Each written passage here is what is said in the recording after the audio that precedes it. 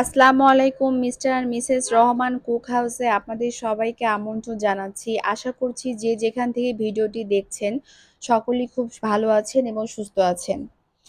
আর আজকে আমি আপনাদের সাথে শেয়ার করব তেলকই রেসিপি। তেলকই সবারই খুব পছন্দ, সেজন্য ভিডিওটি শুরু থেকে শেষ পর্যন্ত দেখতে থাকুন। আশা করছি আপনারা সবাই খুব উপকৃত হবেন। আর তার সাথে থাকছে সব ধরনের টিপস অ্যান্ড ট্রিক্স। তো প্রথমে আমি এখানে ফ্রাই প্যান নিয়েছি। ফ্রাই প্যানে আমি কিছু পরিমাণ এখানে তেল দিয়ে দিয়েছি। এখানে আমি মাছগুলো ভেজে নিব। আর মাছগুলো অবশ্যই আমি লবণ আর হলুদ দিয়ে মেখে রেখেছিলাম। আর আমি যে মাছগুলো সবগুলো মাছ এপাশ ওপাশ একটু হালকা ব্রাউন করে আমি ভেজে নেব।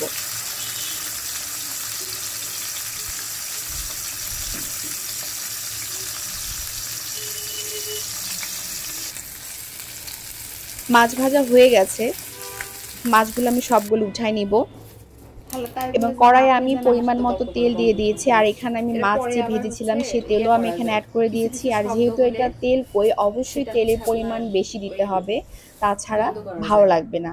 তো এখানে আমি তেল গরম হয়ে এসেছে, এখানে আমি তেজপাতা আর 1 চামচ কালো জিরা আমি এখানে অ্যাড করে দিলাম। তো তেজপাতা আর কালো জিরা খুব ভালোভাবে তেলের ভিতরে একটু ভেজে নিতে হবে।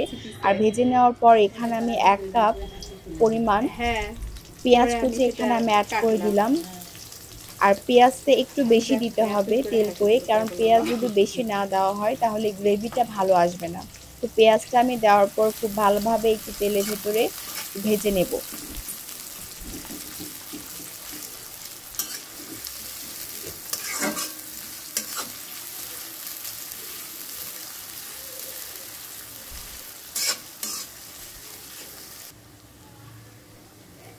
পেঁয়াজটা ভাজা হয়ে গেছে, এখন আমি এখানে অ্যাড করে দিলাম 4-5টা কাঁচামরিচ আমি এখানে ফালি করে রেখেছিলাম। সে কাঁচামরিচ আমি এখানে অ্যাড করে দিলাম। তো কাঁচামরিচ দেওয়ার পরে আমি হালকা ব্রাউন করে পেঁয়াজ আর কাঁচামরিচ ভেজে নিব। ভেজে নেওয়া হয়ে গেছে, এখন এর ভেতরে আমি আদা বাটা 1 চামচ আদা বাটা অ্যাড করে দিলাম। আদা বাটাটাও তেলের ভেতরে ভেজে নিতে হবে। এখন আমি কাঁচামরিচ 2 চামচ কাঁচামরিচ আমি এখানে অ্যাড করে দিলাম। আর এখানে আমি মৌরি, রসুন এবং দুটা সাদা এলাচ আমি এখানে বেটে নিয়েছি। আর হাফ চামচ জিরে ও ধনের গুঁড়ো আমি এখানে অ্যাড করে দিলাম। সবগুলো উপকরণ ভালোভাবে আমি এর ভেতরে তেলের ভেতরে ভেজে নেব।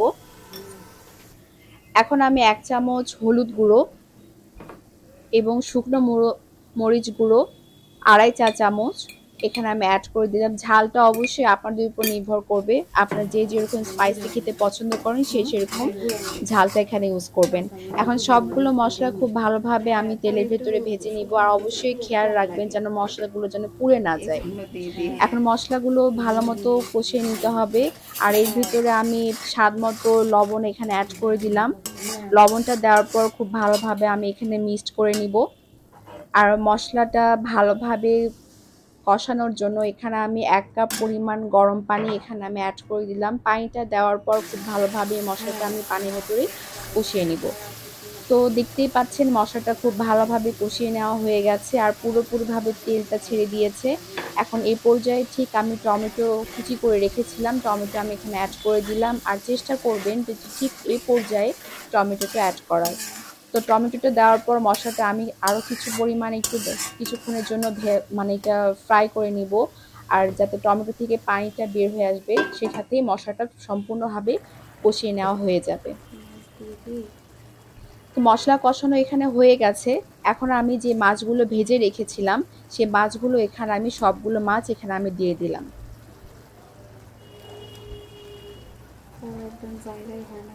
সবগুলো মাছ খুব ভালোভাবে চারপাশে এভাবে দিয়ে দিতে হবে, যেন প্রত্যেকটা মাছ যেন মশলার ভেতরে যেন পড়ে। আর মাছটা দেওয়ার পর খুব খন্তা দিয়ে খুব বেশিবার নাড়াচাড়া করা যাবে না, একটু হালকা আলতোভাবে নাড়াচাড়া করতে হবে। আর মাছটার সাথে যাতে মশলাটা খুব ভালোভাবে কষিয়ে নেওয়া হয়, এই জন্য আমি এখানে 1 কাপ গরম পানি অ্যাড করে দিলাম। তো তেলকই রেডি, এখন আমি এটা সার্ভ করব। তো দেখতেই পারছেন তেলকই রেডি। আর অবশ্যই আপনারা বাসায় ট্রাই করবেন, আমাকে কমেন্টে জানাবেন। তো আজকে এই পর্যন্তই। দেখা হচ্ছে নেক্সট কোনো ভিডিওতে আবার নতুন নতুন রেসিপি নিয়ে। আমার চ্যানেলটা অবশ্যই সাবস্ক্রাইব করবেন। আসসালামু আলাইকুম।